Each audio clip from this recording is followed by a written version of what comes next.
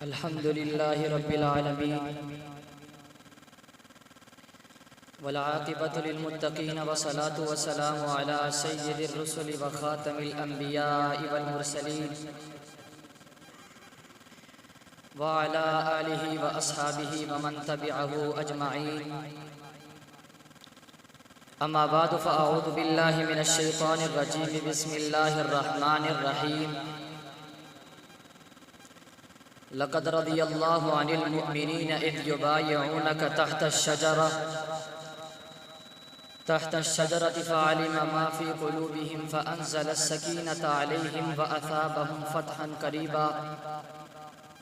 قال النبي صلى الله عليه وسلم: بيده اليمنى هذه يد عثمان، فضرب بها على يده وقال هذه لعثمان، أو كما قال صلى الله عليه وسلم. صدق الله وصدق رسوله النبي الأمي الكريم. دیکھے گا جو اس ماں کی طرف میلی نظر سے، دیکھے گا جو اس ماں کی طرف میلی نظر سے، آقا کی شفاعت کا وہ حقدار نہیں ہے. دیکھے گا جو اس ماں کی طرف میلی نظر سے، آقا کی شفاعت کا وہ حقدار نہیں ہے. میں جاؤں گا جنت میں وہاں دیکھنا کیونکہ گستاخ غنی کا تو میرا یار نہیں ہے. سامعین دی قدر،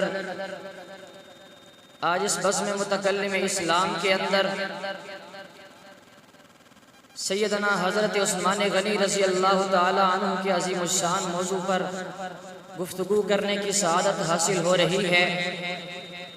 میں اپنی گفتگو کا آغاز کرتا چلوں.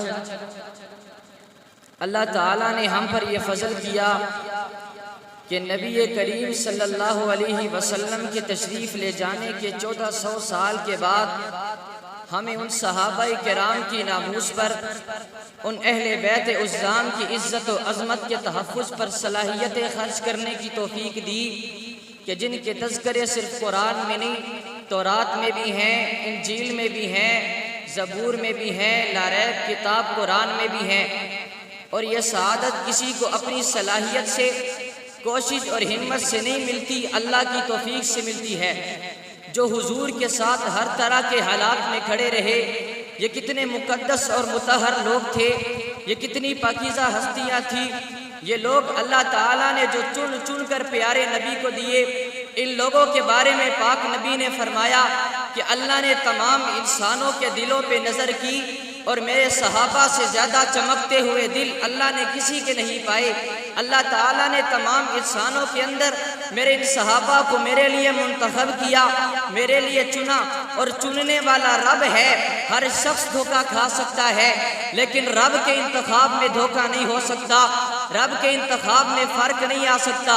رب کریم نے میرے نبی کے ساتھ جن حضرات کو منسوب کیا، یہ حادثاتی طور پہ میرے نبی کے ساتھی نہیں بنے، بلکہ اللہ نے ان کو چنا، ان کا انتخاب کیا. انتخاب کرنے کے بعد جب یہ میرے نبی کی جماعت میں شامل ہوئے، اللہ کے رسول صلی اللہ علیہ وسلم کی درسگاہ میں آنے کے بعد انہوں نے سبق پڑھے صداقت کے، عدالت کے، سخاوت کے، شجاعت کے، امانت کے، دیانت کے.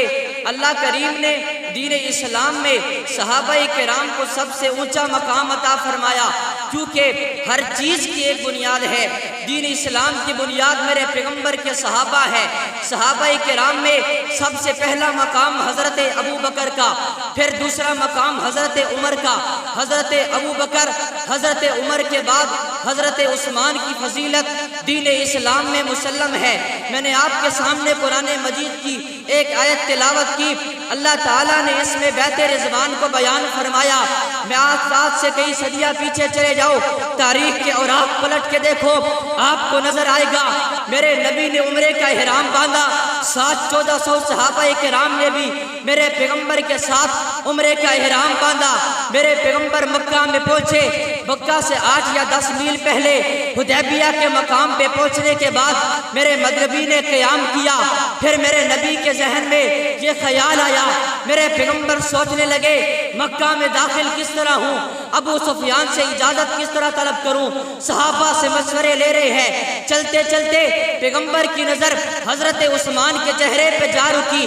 میرے پیغمبر نے فرمایا عثمان تم مجھ محمد کے سفیر بن کے مکہ میں جاؤ گے، ابو سفیان سے اجازت طلب کرو گے۔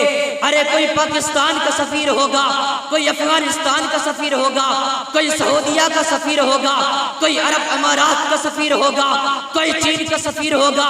میں نے عثمان کی طرف دیکھا، پیغمبر کا سفیر بنتا نظر آیا۔ میں نے عثمان کی قرآن کے ساتھ نسبت کو دیکھا، مجھے یہ نظر آیا حضرت عثمان نے قرآن کو لکھا ہے۔ قرآن کو لکھنے کے بعد حضرت عثمان کی نسبت کیا ہے؟ حضرت عثمان جامع قرآن ہے، حضرت عثمان حافظ قرآن ہے، حضرت عثمان قاری قرآن ہے، حضرت عثمان حامل قرآن ہے، حضرت عثمان عالم قرآن ہے، حضرت عثمان محافظ قرآن ہے، حضرت عثمان خادم قرآن ہے۔ صرف یہ نہیں، حضرت عثمان شہید قرآن بھی ہے۔ حضرت عثمان غنی نے، حضرت عثمان غنی شہید قرآن کس طرح؟ جب حضرت عثمان غنی کو شہید کیا گیا تو پہلا قطرہ قرآن کے اوراق پہ گرا ہے۔ پتہ یہ چلتا ہے جس کے دل میں عثمان نہیں آ سکتا، خدا کی قسم اٹھا کے کہتا ہوں اس کے دل میں عثمان کبھی نہیں آ سکتا۔ اللہ رب العزت نے صحابہ کرام کی شان کو بیان کیا، حضرت عثمان کا دفاع کیا، صحابہ کرام کا دفاع کیا، اسی طرح حضرت عثمان کا دفاع علماء کرام نے بھی کیا۔ حضرت مولانا یوسف بنوری نے ایک کتاب لکھ کے صحابہ کا دفاع کیا، شعراء نے اپنے اشعار میں حضرت عثمان کا دفاع کیا۔ ایک شاعر نے حضرت عثمان کا دفاع کرتے ہوئے شعر لکھ کے بتایا، بیعت کی جان دینے کی تھا نبی کا ہاتھ، اس ہاتھ کی طرف بڑا فوراً نبی کا ہاتھ، سب ہاتھ پورے ہو گئے، پھر رب کے حکم سے آقا نے خود بتایا اپنے ہاتھ کو عثمان غنی کہا۔